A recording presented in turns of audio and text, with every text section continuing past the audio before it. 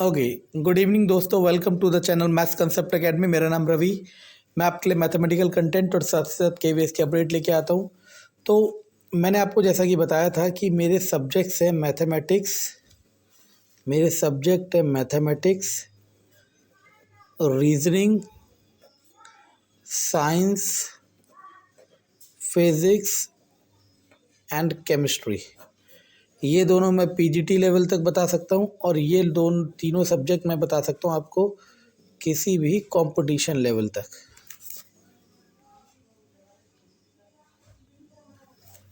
ठीक है ना, किसी भी कंपटीशन लेवल तक ये तीनों, किसी भी कंपटीशन लेवल तक, चाहे वो कंपटीशन का एग्ज़ाम कौन सा हो, चाहे वो टीचिंग हो और सबसे एसएससी हो।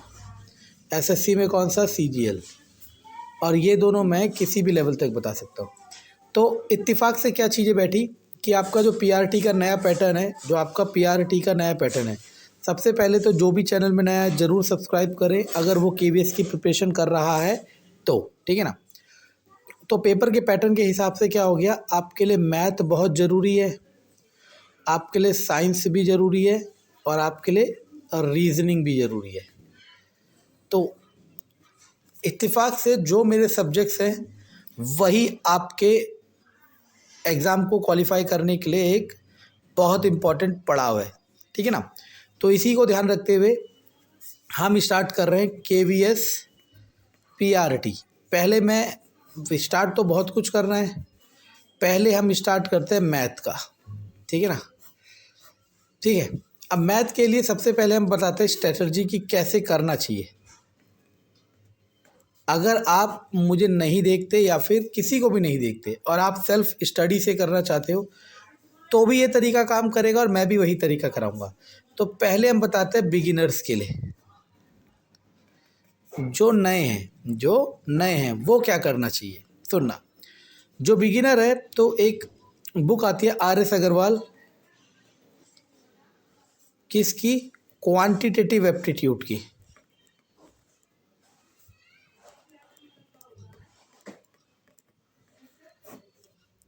ये सबसे ज़रूरी है किसके लिए, बेसिक्स क्रिएट करने के लिए।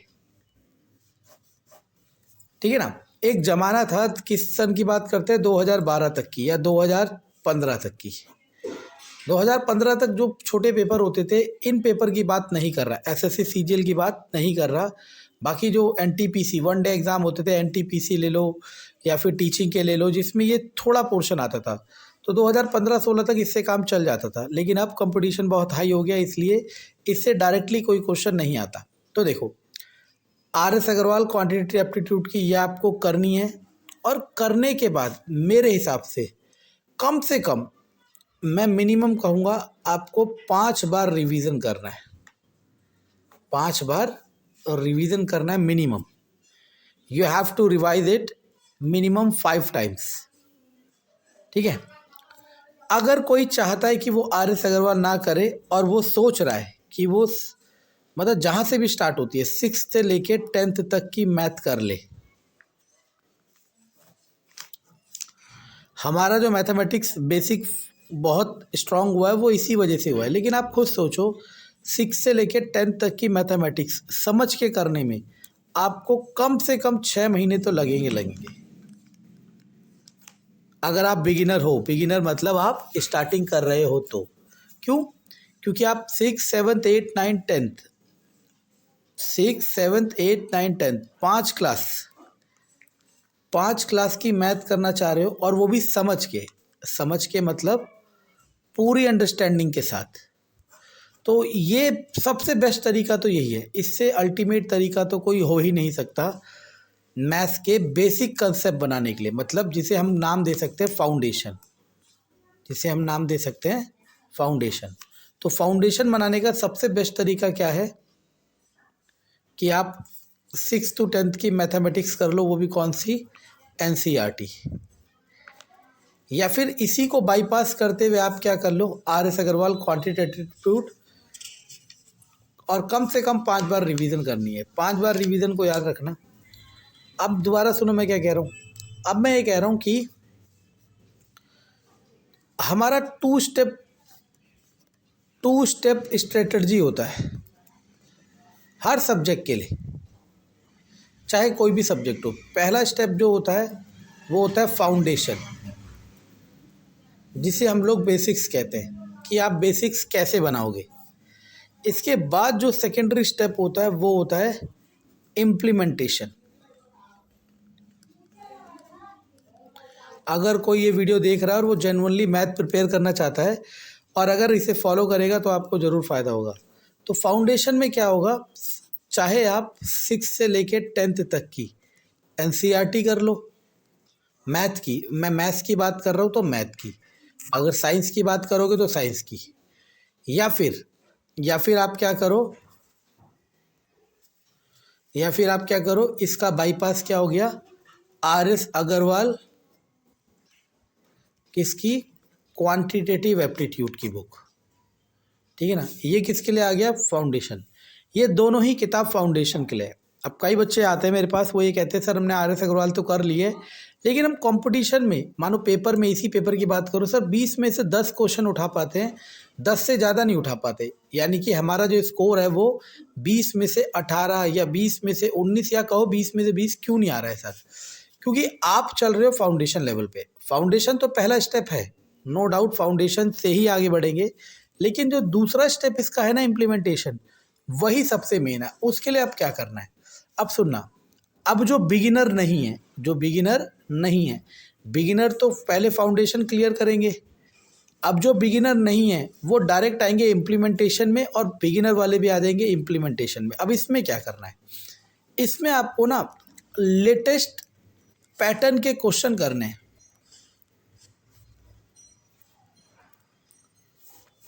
और उसके लिए सबसे अच्छा तरीका होता है किसी भी एक टीचर को फॉलो कर लो, और उससे भी अच्छा तरीका है कोई भी एक अच्छी सी बुक ले लो, ठीक है ना। जिस टीचर को फॉलो करो या जिस टीचर को बुक को फॉलो करो, उसमें क्या होने चाहिए, सुनना मैं क्या कह रहा हूँ, 2015 से लेके 2021 तक जितने भी क्वेश्चंस हो रखे हैं वो सारे करने हैं आपने, अगर आप श्योर सिलेक्शन चाहते हो तो। और अब आपको लग रहा होगा यार ये तो बहुत हेक्टिक काम है, इतना हेक्टिक काम है ही नहीं। और अपना टारगेट बना लो, क्या टारगेट बना लो कि मैं KVS में आए, DSSB में आए, NVS में आए, और ज़्यादा है तो UP के जो एग्ज़ाम होते हैं, UP टेट कह लो या UP में जो एग्ज़ाम है उनमें आए हुए क्वेश्चन करूँगा। तो अगर ढंग से देखो 20 क्वेश्चन की बात करते हो, 20, 30, 40, 80, और कितने साल हो गए, 6 साल। अब सुनना मैं क्या कह रहा हूँ, इन 6 साल में हर साल वैकेंसी थोड़ा ना आती है, तो इतने क्वेश्चन नहीं होंगे हार्डली आपके पास। अगर आप जाओगे 300 से 400 क्वेश्चन होंगे, आप सारे लगा लो और उनकी प्रैक्टिस कर लो, बहुत बेस्ट है। और लास्ट स्टेप होता है, लास्ट स्टेप, लेकिन वो स्टेप कब करना होगा, before 1 month of exam, paper से 1 महीना पहले, और वो है प्रैक्टिस सेट। अभी तक तो पेपर ऑफलाइन ही है, तो आप ऑफलाइन प्रैक्टिस सेट दे सकते हो किसी इंस्टीट्यूट में जाके, या फिर सिंपल है कोई भी बुक खरीद के या कोई भी टेस्ट सीरीज ज्वाइन करके। और अगर पेपर ऑनलाइन होता है, अभी तो नहीं तय है ऑनलाइन, अभी ऑफलाइन ही है, लेकिन अगर ऑनलाइन होता है तब आप कोई ऑनलाइन प्रैक्टिस सेट प्रैक्टिस करना। अब दोबारा ब्रीफ कर देता हूँ लास्ट, कि आपको करना क्या है। स्टेप नंबर 1, आपको अपना फाउंडेशन बनाना है, और उसका तरीका बता दिया मैंने, या तो NCERT कर लो, NCERT या फिर RS अग्रवाल। फिर स्टेप नंबर 2 करना है उसका इम्प्लीमेंटेशन। इम्प्लीमेंटेशन के लिए आपको करना है प्रीवियस ईयर के क्वेश्चन, कहाँ से कहाँ तक, 2015 से 2021। और रेंज क्या रखनी है, क्योंकि रेंज रखना बहुत ज़रूरी है। रेंज रखनी है आपने क्या, NVS, KVS, DSSB और UP के हुए एग्ज़ाम। और लास्ट स्टेप है स्टेप नंबर 3, इसे नाम मैं देता हूँ सेल्फ इवेल्युएशन, और आप इसे कह सकते हो प्रैक्टिस सेट। लास्ट में क्या करना है, प्रैक्टिस सेट करना है, और फिर आपको अंदाज़ा लगाना है कि आपने जो पढ़ा है वो सही है या फिर गलत। ठीक है ना, ये स्ट्रेटजी है। और इस वाले बीच वाले पॉइंट के लिए आपको याद रखना है स्टेप 2 के लिए, या तो किसी टीचर को फॉलो करना या फिर कोई बुक फॉलो करना, इसके अलावा कुछ नहीं है। एक पॉइंट और ऐड करना चाहूँगा कि जब आप इस स्टेप नंबर 2 को कर रहे होंगे, स्टेप नंबर 2 को कर रहे होंगे, तो प्राइमरी स्टेज में, प्राइमरी टीचर नहीं है, प्राइमरी स्टेज है। प्राइमरी स्टेज में आपको करना क्या है, प्राइमरी स्टेज में आपको सबसे पहले चैप्टर वाइज करने,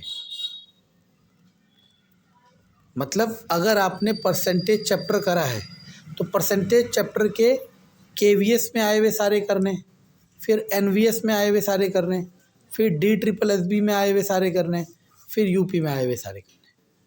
फिर अगला चैप्टर मान लो आप रेशो एंड प्रपोर्शन करते हो, रेशो एंड प्रपोर्शन, फिर आपको उसके केवीएस के करने, उसके DSSB के करने, उसके एनवीएस के करने और उसके यूपी के करने। मान लो अगला आपने प्रॉफिट लॉस किया तो उसके भी यही पैटर्न करने हैं, समझ आया। और फिर बाद में जब सेल्फ इवोल्यूशन करोगे उसमें पूरे आएंगे, और आपको इस सेल्फ इवोल्यूशन वाले में आपको एक्चुअल में टाइम मैनेजमेंट सीखना होता है। क्या सीखना होता है, टाइम मैनेजमेंट, कि आप गिवन टाइम फ्रेम में कर सकते हो नहीं कर सकते हो। ऐसे बहुत बच्चे हैं जिन्हें अगर 30 मिनट का समय दिया जाए या फिर ज़्यादा समय दिया जाए तो 20 में से 20 ला सकते हैं, लेकिन वहाँ पे आपको 20 में से जितने भी आप स्कोर करो, मानो 20 लाने हैं, तो आपके पास हार्डली 10 से 15 मिनट होते हैं। यानी कि आपको अपनी स्पीड को खेलना है, लेकिन स्पीड को खेलने वाला स्टेप है स्टेप नंबर 3, जो कि सबसे लास्ट स्टेप है। ठीक है ना, वो सबसे लास्ट स्टेप है। अब बात आती है कि मैं क्या करूँगा।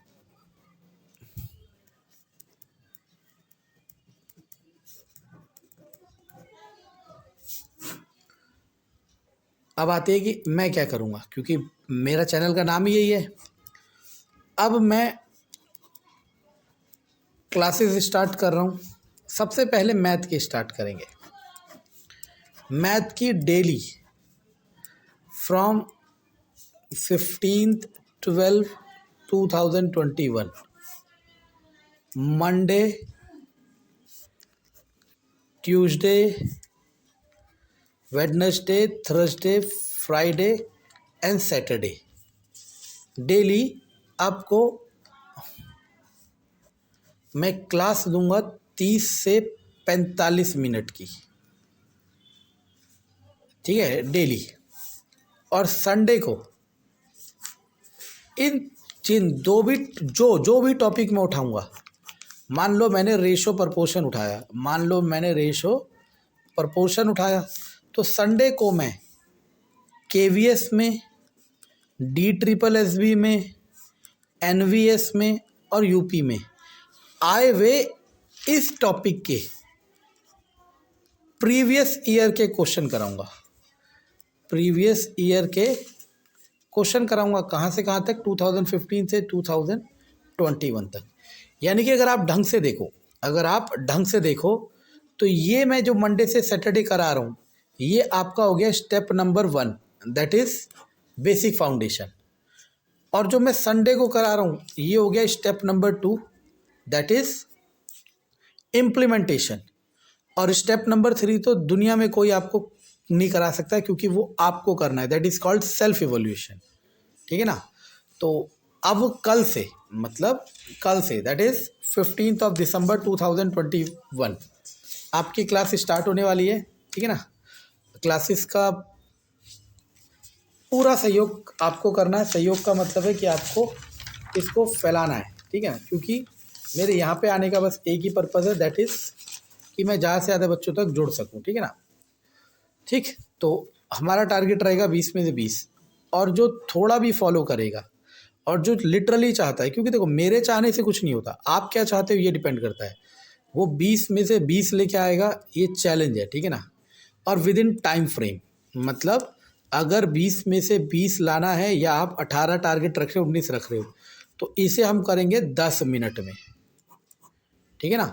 और मैं सारी चीज़ कराऊंगा, आप लोग डिमांड करते हो ना शॉर्ट ट्रिक, वैसे तो मैं कंसेप्ट पे बिलीव करता हूँ, लेकिन मैं सारी चीज़ कराऊंगा शॉर्ट ट्रिक से। लेकिन शॉर्ट ट्रिक को ऐसे कराऊंगा कि आपको याद ही नहीं करना पड़ेगा, आपको याद ही नहीं करना पड़ेगा, ठीक है ना। तो ये है स्ट्रेटजी और मेरा मास्टर प्लान मैथ्स के लिए। और ऐसे करते करते एक एक करके मैं सारे सब्जेक्ट इम्प्लीमेंट करूँगा, लेकिन वो आपके सहयोग पे। Thank you.